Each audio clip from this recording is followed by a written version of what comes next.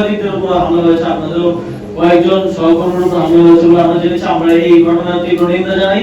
আমরা মনে করি সরকার এর মাধ্যমে জনগণকে এক ধরনের ভয়ের মধ্যে রাখতে চাচ্ছে, একটা ভয়ের মেসেজিং তারা করতে চাচ্ছে। এবং আমরা শুনেছি যে স্বরাষ্ট্রমন্ত্রী তিনি বলেছেন যে এখন আন্দোলন করা যাবে না, রাস্তা অবরোধ করা যাবে না। আমরা দেখছি যে অন্তর্বর্তীকালীন সরকারের সময় অনেক অযৌক্তিক এবং বিভিন্ন কারণে ছোটখাটো কারণে রাস্তা অবরোধ হয়েছে। আমরা সেটাকে অবশ্যই সমর্থন করি না এবং আমরা মনে করি যেহেতু একটি নতুন সরকার গঠন হয়েছে তাদেরকে তাদের কাজ করার ক্ষেত্রে এতটুকু সহযোগিতা জনগণের পক্ষ থেকে করা উচিত যে অকারণে অযাচিত ভাবে যাতে কেউ রাস্তা অবরোধ না করে। কিন্তু একই সাথে কারো যৌক্তিক দাবিতে আন্দোলন করার, ভয়েস রেজ করার, কথা বলার অধিকারকেও আমরা কোনোভাবেই যেন হ্যাম্পার না হয়, কথা বলার অধিকার বঞ্চিত না হন সেটা নিশ্চিত করা আমাদের দায়িত্ব। এবং আমাদের সংবিধান দেশের প্রত্যেক নাগরিককে এই অধিকারটা দেয়।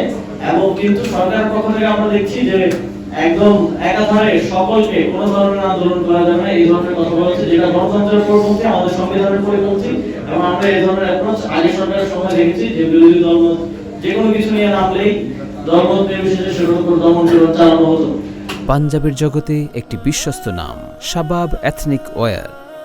তো আমরা সরকারের প্রতি আহ্বান জানাবো এই জনগণকে বিভিন্ন রেডের নামে হয়রানি করা এবং এই সাংবাদিকদের উপর হামলা, সাধারণ জনগণের উপর হামলা, মারধর অকারণে যথেচ্ছভাবে করা, এইগুলো থেকে এগুলো বন্ধ করতে হবে।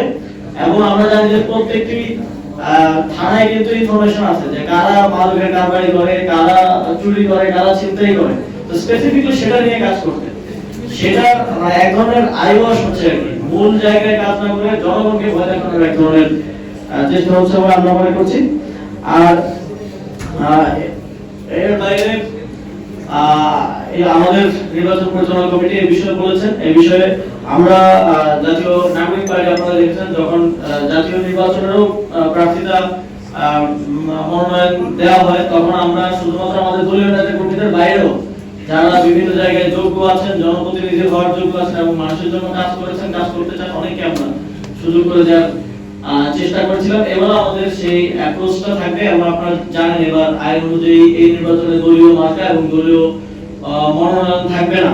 সেক্ষেত্রে এবার ব্যক্তি হিসেবে সবাই নির্বাচনে আসবে এবং জাতীয় নাগরিক পার্টি তাদের নির্দিষ্ট প্রার্থীদের সাথে আমাদের যে সাংগঠনিক সমন্বয় সেটা করার মাধ্যমে আমরা তাদেরকে সহযোগিতা করবো, সেগুলো নির্ধারণ করবে আমাদের এই নির্বাচন পরিচালনা কমিটি।